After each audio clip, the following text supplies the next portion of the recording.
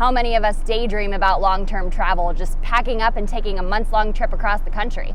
One Florida couple did just that, and they did it all sleeping in the back of their van. Brandon natives Lauren and Stephen Keys visited all 61 national parks in a 7-month span. They tell me they had been on longer trips before, but this was quite the adventure. Yeah, so in the past, we had hit a few other national parks just randomly on like other road trips. And so every time we've ever been to a national park in the past, it was pretty much just straight up amazing. Like, they never disappointed us at all.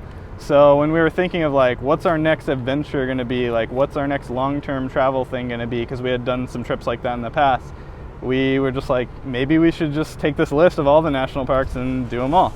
To cut down on one cost, staying in hotels, the couple bought a van and put a full bed in the back. We found that it was very doable having a real bed in the back, not like a mattress pad or cot or anything like that. It was super important for us to have a known place to sleep every night.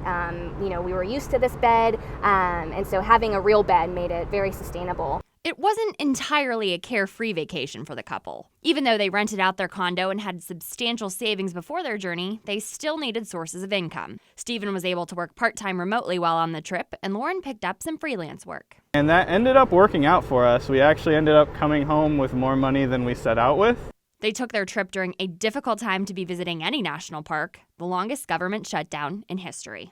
Yeah, that was something. So when we started, we weren't really sure what was going to happen, but we figured, the actual parks themselves, the land itself, is open 24/7. Most of them anyway.